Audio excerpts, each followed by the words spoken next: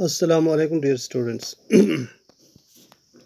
Having given you the summary and meaning of difficult words, today we will do its exercise.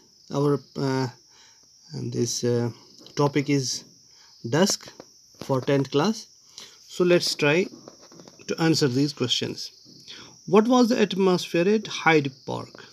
तो कैसा atmosphere था वहाँ जहाँ जबकि ये बात कर रहे हैं, तो वो चूँकि डस्क का टाइम था तो अंधेरा होने लगा था, लेकिन मूनलाइट थी और साथ में जो बिजलियाँ वहाँ पे जो रोशनी के बल्ब थे तो उससे रोशनी अच्छी थी, पूरा अंधेरा नहीं था और शाम का मौसम था, बड़ा सुहाना मौसम था। तो इसका हम इस तरह से जवाब दे सकते हैं। It was an early March evening. Dusk had fallen heavily over the scene. The atmosphere was not so dark because of the moonlight and the street lamps. Over the road and the sidewalk, there was a wide emptiness. Yet there were many people moving silently in the half light. Some sat on the benches and chairs in the park. They were hard to distinguish from the dark in which they sat. We can say that the atmosphere all around the park was dusky. तो अंधेरा था, यानी लोग थे वहाँ, कम ही लोग थे park में। तो कुछ लोग देखे जा सकते थे साइड वॉक्स पे, लेकिन पार्क में बहुत कम लोग थे। तो बेंचेस पर कुछ बैठे थे, कुछ टहल रहे थे, लेकिन उनको पहचानना मुश्किल था क्योंकि रोशनी पूरी तरह से नहीं थी।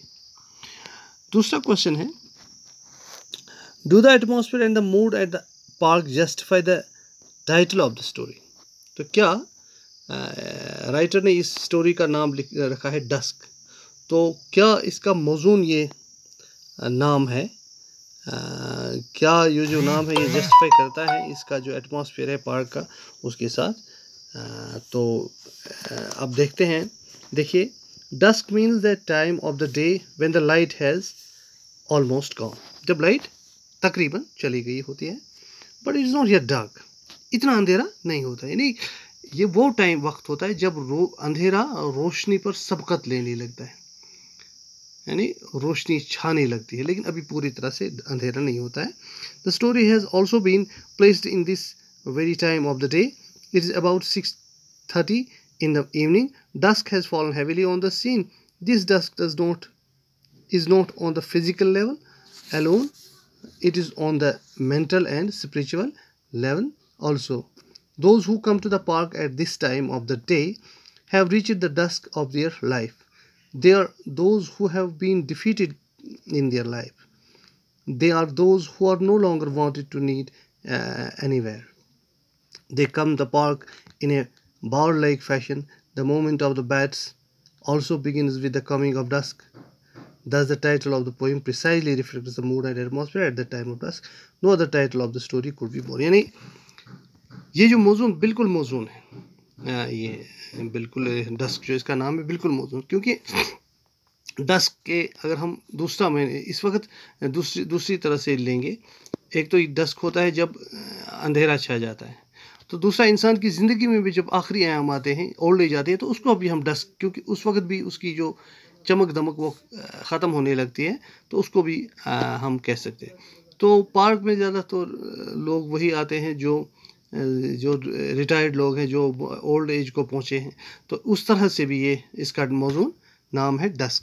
सो मेरे ख़्याल से इससे बेहतर नाम नहीं हो सकता है। तो तीसरा है question, draw a profile of the person who first sat near Gortsby on the bench. जो पहले गोड्सबे के पास बैठा था उसका एक प्रोफाइल पिक्चर बनाइए, यानी देखिए वो कैसा था उसका हुलिया कैसे। He was an elderly gentleman who first sat by the side of Godspell on the bench. He seemed to have lost interest in life. यानी मायूस सा था वो। He looked defeated. No one seemed to care for him. यानी कोई उसकी तरफ ध्यान नहीं दे रहा है था। However, he refused to admit this fact. It was because he was a self-respecting person. He could never bow to anything or anybody. His clothes were not shabby, but one could not call them fine also. He was a perfect picture of an old man who is no longer cared for by anyone at home, it was because he was in the dusk of life. तो यहाँ भी हम देखते हैं कि ये बेचारा जो था, बूढ़ा इंसान था, उसकी कोई देखभाल करने वाला नहीं, कोई उसकी तरफ तवज्जो नहीं दे रहा था। वो पार्क में बैठने के लिए आया था, लेकिन वो एक सेल्फ रेस्पेक्टिव पर्सन भी था, किसी के सामने झुकने को तैयार नहीं था, किसी के सामने हाथ फैलाने को तैयार नहीं था। तो वो ज़िंदगी के आखिरी अयाम में अब वो ये इधर उधर घूम फिर रहा था। तो ये अब इस पार्क में बैठा था, तो हम कह सकते हैं वो भी अपनी लाइफ के डस्क पर था। तो एक और क्वेश्चन है, what according the Gortsby was the weak point in the young man story. तो जो यंग मैन जो स्टोरी बोली कि मैं मेरी ये होटल का ये एड्रेस भूल गया और ये कहाँ गई साबुन की टिकिया वगैरह, तो वीक पॉइंट क्या था? The young man said that he was a new Qamar in the town, he had left his hotel to buy a cake of soap. He had only a shilling in his pocket. Shilling जैसे यहाँ रुपया होता है, वहाँ London में shilling होता है. He spent it on buying the soap and having a drink for himself. Then he turned his step back to his hotel. Suddenly he realized that he had forgotten the name of his hotel and the street where it was.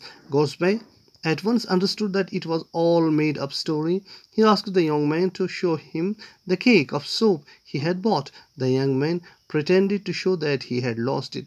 Gosby called it the weak point in the young man's story. तो ये जो था weak point यही था कि जब गोस्बे ने उसको बोला कि जो केक ऑफ सोप की बात कर रहे थे, जो तुमने ख़रीदी है, तो वो कहाँ है?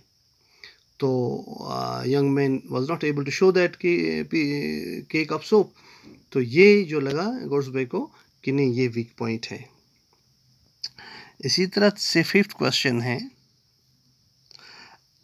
while walking back to his seat in the park, what did Gosby see? तो जब वो गोस्बे वापस आया सीट पर बैठने के लिए, तो क्या देखा उसने?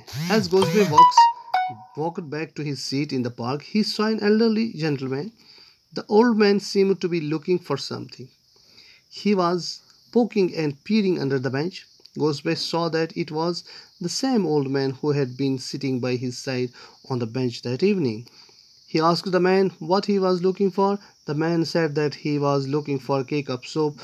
Only then did Gosby understand the irony of the whole situation. तो जब गोस्बे वापस आया बेंच पर बैठने के लिए, तो उसने वहाँ एक बूढ़े इंसान को देखा जो सुबह वहाँ बैठा था। वो कुछ देख रहा था, नीचे झांक रहा था। तो गोस्बे ने उससे पूछा कि क्या देख रहे हो? तो बूढ़े इंसान ने कहा कि मेरी वो साबुन की टिकिया कहीं खो गई है, वही उसी को देख रहा था। तो एक और क्वेश्चन है, sixth one, how did Norman Gortsby feel when he realized that he had been fooled? उसको कैसा लगा जब उसको लगा कि उसको बेवकूफ़ बनाया गया? The story doesn't tell how Gortsby felt when he realized that he had been fooled, but I think he must have felt very, very silly. We can't say he had been fooled.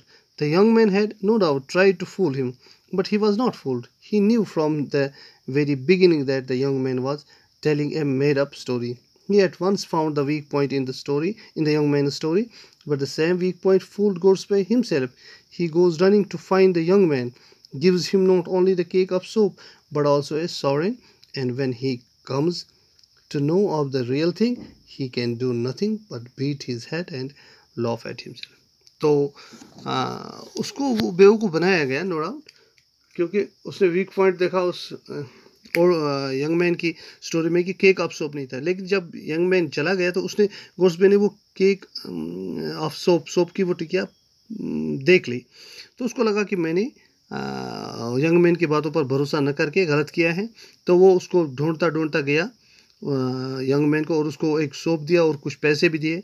लेकिन जब वो वापस आया, तो उसने बूढ़े को देखा वहाँ ढूंढते हुए। तो उसको लगा कि उस जवान इंसान ने उसको धोखा दिया है। दरअसल ये वो बेवकूफ़ बन गया। दरअसल ये साबुन की टिकिया इसी ओल्ड इंसान की थी।